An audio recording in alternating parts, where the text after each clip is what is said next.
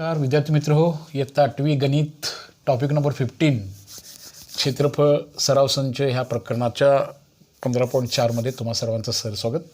बाळांनो, नवीन जॉईन भरपूर मोठ्या प्रमाणात होत आहे, आवश्यकतेनुसार जॉईन होत आहे. पण पहिल्यापासून हा प्रकल्प आमचा सुरू आहे. सगळेच एक्झरसाईज झाली, टर्मिनलच्या पूर्वीचे टर्मिनल नंतरचे सर्वच एक्झरसाईज आपण सॉल्व करत पुढे चालू आहे. फक्त आता तुम्ही त्या गणित मैत्री चॅनलला सबस्क्राईब करावं लागेल, त्या आयकॉनसमोरचं बटन क्लिक करावं लागेल, म्हणजे तुम्हाला पहिल्यापासूनचे सगळे लेक्चर्स उजळणी वजा भाग वगैरे तुम्हाला तो करता येईल.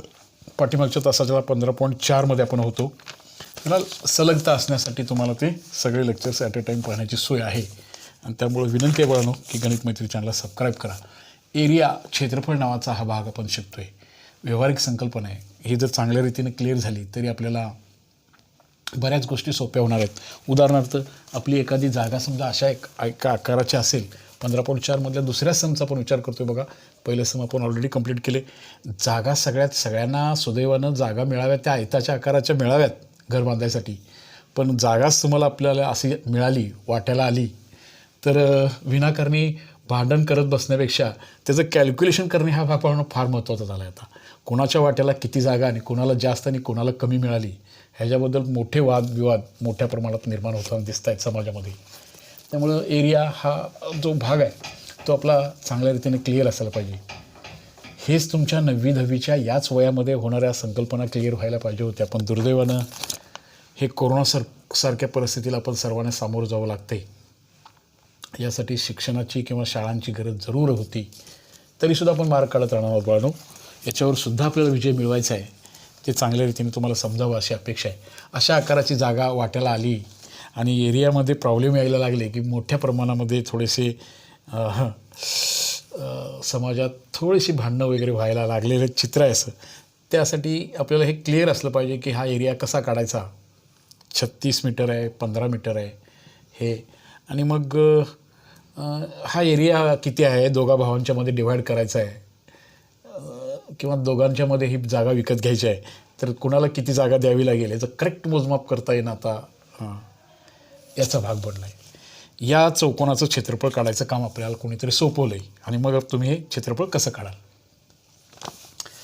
सगळ्यात महत्त्वाचा भाग असा आहे बनवायचा की ह्या दिलेल्या मापावरून आपल्याला एरिया काढून त्याला पाठवायचं आहे. काढूया. चौकोनाचं क्षेत्रफळ काढत असताना चौकोन हा ह्या काटकोन त्रिकोण क्षेत्रफळ बनवून लगेच काढता येईल तुम्हाला. काटकोन त्रिकोण आहे, पाया गुणिले उंची क्लिअर आहे. 1/2 बेस इंटू हाईट परपेंडिक्युलर, बाजूंचा गुणाकार 1/2 पाया गुणिले उंचीनं. ह्या त्रिकोणाचं क्षेत्रफळ आपल्याला लगेच काढता येईल. Area of triangle PSR is equal to perpendicular काटकोन करणाऱ्या बाजूंचा गुणाकार 36 गुणिले 25 बे 1 बे 16 25 गुणिले 18 याचा गुणाकार करायचा आहे. 15 8 20 असे 120, 18 2 36 आणि 12 किती झाले बघा बरं. किती होणार आहे. 36 15 18 2 25 15 8 20 असे 18 2 36 आणि 12 ह्याचा गुणाकार तुम्हाला पडसे आपल्याला लगेच करून याचं उत्तर काढता येईल, होय की नाही. मग हा एरिया आपल्याला मिळवता येईल आता गुणाकार करून, बरोबर आहे. 15 8 20 असे 18 2 असं करूया ना. 18 5 90 आजच्या दिले 9. ओके, आजच्या दिले 9 आणि 18 2 36 18 5 90 18 2 36 आणि 9 करून त्याचा गुणाकार कराल आणि त्याचं तुम्ही प्रॉडक्ट करून त्याचं उत्तर काढू शकाल. ह्याचा भाग होऊन जाईल बघा. ह्याचा एरिया आपल्याला मिळवता येईल. पण आता दुसरी गंमत अशी होती, तर हे 15 काटकोन करणाऱ्या बाजूंचा गुणाकार हा आपल्याला मिळवता येईल. 36 15 याची लांबी आपल्याला मिळवता येईल. आता नेमका भाग बघा कसा करायचा आहे. पुन्हा आपल्याला ह्याचं पाया गुणिले उंची हे करून हे करता येईल. 25 गुणिले 18 25 25 8 200 आणि 25 1 25 करता येईल. तो गुणाकार आपल्याला तो मिळवता येईल, बरोबर आहे. आता इथं मात्र असं करायचं होतं की हा जो भाग इथं तयार होईल 15 आहे, सॉरी इथं 15 आहे, त्यामुळे थोडंसं उत्तर वेगळं यायला लागलं. 15 8 इथं 15 आहे बघा, त्यामुळे हे 15 8 20 असे 120 15 1 15 आणि 12 27 270 चौरस मीटर वर्ग ह्या त्याचा एरिया होऊन जाईल. याचं एरियाचं क्षेत्रफळ आपल्याला लगेच मिळून जाईल की याचं 270 चौरस मीटर किंवा मीटर वर्ग एवढं त्याचा एरिया येऊन जाईल. ओके. आता इथं पुन्हा एक महत्त्वाचा भाग इथं असा आहे बाळांनो. तर हा काटकोन त्रिकोण आहे ना, मग कर्णा ह्याच्या 90 अंशाच्या कोणाच्या बाजूला कर्ण म्हणतो आपण, नाही का. आता हे 15 आणि ह्याचा गुणाकार हे आता कर्ण. आता याच्या पहिल्यांदा आवश्यकता नसताना सुद्धा थोडंसं वाटेल की याचा एरिया तर काढायचा आहे. आता ह्याचा आपल्याला कर्ण काढूया बाळांनो. कर्ण कसं काढणार सांगा. कर्णाचा वर्ग बरोबर बाजूचा वर्ग अधिक बाजूचा वर्ग. 36चा वर्ग करावा लागेल. आता 36 गुणिले 36 तुम्हाला करावं लागेल. करा जरासं गुणाकार किती तो बघा बरं. हा काय पाठ असणार नाही आहे. 36 गुणिले 36 6 36 3 18 आणि 3 21 3 संग 18 3 त्रिक 9 आणि 10 6 9 2 1 किती आलं बघा बरं गुणाकार. 15 गुणिले 15 जरा 36 गुणिले 36 करून बघा जरा असं काय उत्तर आलं. 1296 आलं. 1296 आणि 15चा वर्ग बाळांनो 225. आता याची बेरीज करूया. 225 हे बघा 5 आणि 6 11 9 आणि 2 12 1 1521 आलं बघा. पुन्हा थोडासा प्रॉब्लेम काय येणार आहे माहिती आहे बाळांनो. 1521 तुम्हाला ह्या गोष्टी कठीण जाणार आहेत.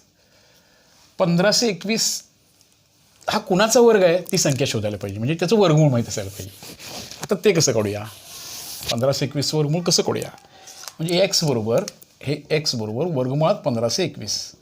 आता याचा एक अंदाज करता यायला पाहिजे आपल्याला. कसा अंदाज होता बघा. आपली संख्या 1296 असती तर त्याचं वर्गमूळ आपण किती घेतलं असतो. साधारण ते असं असते बघा. 36 1286 जर असतं तर उत्तर 36 आलं असतं. आता येणारी संख्या ही 36पेक्षा मोठी येणार का कमी. मोठी येणार.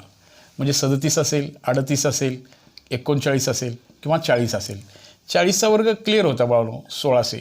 4चा वर्ग 16 ह्याच्यापैकी कुठेतरी उत्तर असेल. आता 37 गुणिले 37 करताना शेवटची संख्या किती येणार बघा. 37 गुणिले 37 करताना शेवटची संख्या किती येणार बघा. 7 7 49 9 येणार. 38 गुणिले 38 करताना शेवटची संख्या 64 4 येणार. आणि 39 गुणिले 39 करताना शेवटची संख्या 1 येणार. म्हणजे याचं उत्तर करून बघा. याचं उत्तर येणार आहे 39. म्हणून ही बाजू सापडणार आपल्याला 39 अशी बाजूची लांबी येणार. ही याची गंमत होती बाळांनो. म्हणजे आपल्याला त्रिकोणाचं क्षेत्रफळ करता आलं पाहिजे. 1/2 काटकोन करणाऱ्या बाजूंचा गुणाकार 15 8 20 असे 15 1 15 15 आणि 12 29 15 आणि 12 27 हे झालं ह्या त्रिकोणाचं क्षेत्रफळ. पायथागोरसच्या प्रमेयानुसार ह्याच्या कर्णाची लांबी आली 39. आता तुम्ही पाठीमागचा लेक्चर बघितला असाल. ह्या त्रिकोणाच्या तिन्ही बाजू माहीत झाल्या बघा. आता 1 2 3 मग अशी हे कशासाठी काढलं आपण. ज्या त्रिकोणाच्या तिन्ही बाजू माहिती आहेत तेव्हा आपल्याला हिरो सूत्र वापरता येईल. 2 बाजू माहिती आहेत ह्याच्या पण त्या एकमेकांना लंबरूप आहेत. पण इथं मात्र लंबरूप वगैरे दिलं नाही. त्यामुळे ह्याचं पाया गुणिले उंची घेणार नाही आपण. इथला कोण हा 90चा असता तर पाया गुणिले उंची घेतलं असतं. आता तसं चालणार नाही बाळांनो. इथं आपल्याला तिन्ही बाजूंच्या बेरजेचा विचार करून हिरो नावाच्या मॅथमॅटिशियनचं सूत्र वापरून आपल्याला हे गणित पूर्ण करावं लागेल. हाही अंदाज तुम्ही नीट लक्षात घ्या. यानं आपल्याला 2 कामं दिली. क्षेत्रफळही दिलं आणि कर्णही दिला. आणि म्हणून आपल्याला ह्या त्रिकोणाचं क्षेत्रफळ काढायला हिरोच्या सूत्राची मदत होईल. आणि मग आपण ह्या गणितातून मुक्त होऊ शकू. चला पाठीमागच्या तासाला आपण जो भाग बघितला होता उदाहरणार्थ हिरोचं सांगा बघूया. आपल्याला आता PQR नावाच्या त्रिकोणाचं क्षेत्रफळ काढायला हवं की ज्याच्या तिन्ही बाजू माहिती आहेत. PSR त्रिकोणाच्या बाबतीमध्ये क्षेत्रफळ काढताना आपल्याला फारशी अडचण आली नाही. काटकोन करणाऱ्या बाजू माहिती होत्या सुदैवानं. त्यामुळं त्याचं क्षेत्रफळ आपल्याला काढलं. आता PQRचं क्षेत्रफळ काढायचं आहे आणि त्या दोन्हीची बेरीज झाल्यानंतर मग आपल्याला ह्या चौकोनाचं क्षेत्रफळ पूर्णपणे सापडणार आहे. लक्षात आलं का. मग आता PQRचं क्षेत्रफळ काढत असताना हिरो नावाच्या शास्त्रज्ञाच्या सूत्राची मदत घ्यायला पाहिजे. हिरो काय म्हणतो ते. हिरोना पाहिजे यस पाहिजे. यस काय पाहिजे अर्धपरिमिती पाहिजे. ह्या तिघांची बेरीज करा. कोणाची ह्या तिघांची बेरीज करा. पहिल्यांदा कोणाकोणाची बेरीज करूया सांगा. ए म्हणजे काय पण घ्या 56, बी म्हणजे 25 आणि सी म्हणजे 39 घ्या. या तिघांची बेरीज करायला पाहिजे. भागिले 2 करायला पाहिजे. आता बोला बरं तिघांची बेरीज 56 39 5 आणि 2 7 आणि 3 10 आणि वरचे 11 20 120 झाले बघा. 120 भागिले 2 किती उत्तर आलं बघा बरं? 60. यसची किंमत आली 60. आता त्रिकोणाचे क्षेत्रफळ by Hero, area of triangle P Q R, area of triangle P Q R हिरोच्या सूत्रानुसार. हिरोचं सूत्र कसं आहे बघा? हिरोचे सूत्र बघा कसं आहे? यस वजा ए, यस वजा बी आणि यस वजा सी. यस म्हणजे अर्धपरिमिती, ह्याला ए म्हणा, ह्याला बी म्हणा, ह्याला सी म्हणा. मग आपल्याला या सूत्राची मदत घेऊन आपल्याला ह्या ट्रायंगलचा एरिया पडसे मिळवता येईल. आलं लक्षात? मग आता ह्या त्रिकोणाचं क्षेत्रफळ काढूया. यससाठी बघा बरं जरासं कसं करणार. आता यस म्हणजे वापरायचं बाळांनो अर्धपरिमिती 60 गुणिले किंवा कंसात लिहितो एकदा 60 वजा 56, 60 वजा 25 आणि 60 वजा याच्यासाठी सरावाची गरज आहे. तुमचा सराव होणं गरजेचं आहे बाळांनो. आणि मग तुम्हाला हे असं गणित सोडवता येईल. 60मधून 56 गेले, फक्त 4 राहिले. 25 किती राहिले बघा? आता किती राहिले? 35. 35 आणि 25 किती राहणार? 35 अधिक 25 60 होणार. गुणिले हे बघा बरं 21. याचंसुद्धा गुणाकार करून वर्गमूळ शोधायला गेलात तर ते किचकट होणार, थोडंसं मोठं होणार, चुकण्याची शक्यता होणार. तसं नको करायला. आपल्याला ह्यातूनच मार्ग काढायचा आहे. रिपीटेड नंबर्स क्रिएट करत राहायचं. ठीक आहे. 15 चौक 60 एक तर रिपिटेशन आलं. 4ला 4 ठेवतो. 7 5 35 आणि 7 त्रिक 21. परत अजून रिपिटेशनची शक्यता कुठं आहे बघा बरं? 15मध्ये दिसते बघा. आणि बघा 5 त्रिक 15, 5 त्रिक 15, 4 गुणिले 4, 7 गुणिले 5 गुणिले 7 गुणिले 3. हे सर्व मंडळी डबल झाली बघा. सगळे मूळ अवयव झाले जवळजवळ सगळेच्या सगळे झाले. 4 नसला तरी त्याचं 4 गुणिले 4 असल्यामुळे आपल्याला पेअर्स तयार झाले तिथं. ओके. आता हे 5 इथं 5, त्यासाठी एकदा 5 लिहितो. गुणिले इथं 3 आहे, इथं 3 आहे. ह्या 4 4साठी 1 4 लिहितो. आणि हम सब 7 7 आहे मधलं 7. आता ह्या 1 2 3 4 5 6 7 8 1 2 3 4 डबलसाठी 1 डबलसाठी 1 डबलसाठी 1 डबलसाठी 1. आता बाळांनो 3 5 15 किंवा असं करूया 4 5 20 आणि 7 त्रिक 21, 21 दोन्ही 42 वर 0. आणि हे झालं बाळांनो 420. हे झाला ह्याचा चौरस मीटर वर्ग. हा ह्याचा एरिया झाला. याचा एरिया 270 आला. ह्या दोघांची बेरीज करून जे उत्तर होईल ते हा एकूण प्रश्नाचं उत्तर असेल 690 चौरस मीटर वर्ग. अशा रीतीनं आपल्याला हा एरियाही मिळवता येईल. गणित मोठं दिसतंय पण बठ्या संकल्पनांनी क्लिअर असायला पाहिजेत. काटकोन त्रिकोणाचे क्षेत्रफळ 1/2 पाया गुणिले उंची 1/2 काटकोन करणाऱ्या बाजूंचा गुणाकार 36 15 15 36 काही घ्या. 2 1 2 2 8 16 15 15 8 20 15 1 15 आणि 12 270. पुन्हा काटकोन त्रिकोणामधूनच आपल्याला कर्णाची लांबी काढावी लागली 39. ह्या कर्णामुळे आपल्याला ह्या त्रिकोणाच्या तिन्ही बाजू माहीत झाल्या. तिन्ही बाजूच्या बेरजेवरून आपल्याला अर्धपरिमिती काढता आली आणि अर्धपरिमितीच्या सूत्राचा वापर करून आपण हे गणित अशा रीतीनं पूर्ण करू शकलो. असं हे गणित आपल्याला या सूत्रामध्ये पूर्ण करायचं आहे किंवा हे होतं. ओके बाळांनो. आता एकच गणित ह्याच्यामधलं आहे ह्या 15.4 मधलं. तेवढं एक गणित पडशी पूर्ण करून घेऊया आणि आपण प्रॉब्लेम थांबूया. सगळ्याच ठिकाणी असं असेल असं नाही बाळांनो. हिरोचं सूत्र काटकोन त्रिकोण वापरावं लागेल मगच सोडावं लागेल असं नाही. आता एक अपवादात्मक गणित बघा पुढचं. फिगर अशीच आहे आत्तासारखीच आहे पण सोपं गणित आहे. कसं सोपं आहे बघा. ती दृष्टी तुमच्यामध्ये असली पाहिजे. तुम्हाला ते त्यातली सहजता निवडता यायला पाहिजे. असा भाग क्लिअर झाला की मग भाग क्लिअर होईल. बाळांनो पहिल्यापासूनचे सर्व लेक्चर्स बघण्यासाठी गणित मैत्री चॅनलला सबस्क्राईब करण्याची रिक्वेस्ट मी तुम्हाला करतो आहे. आता लॉकडाऊनच्या कालावधीमध्ये तुम्हाला त्याचा निश्चितपणे फायदा होईल. आता ह्यातली एक तिसरी आकृती कशी दिली बघा. इथं बाळांनो एक आकृती अशी दिल्या बघा. दिसते आत्तासारखं पण याचा आनंद व्हायला पाहिजे. हे गणिताचं हे बघा आनंद का झाला पाहिजे बघा.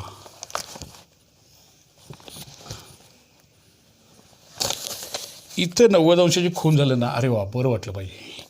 आणि इथं पण एक 90 अंशाची खूण अशी आहे. इथंही.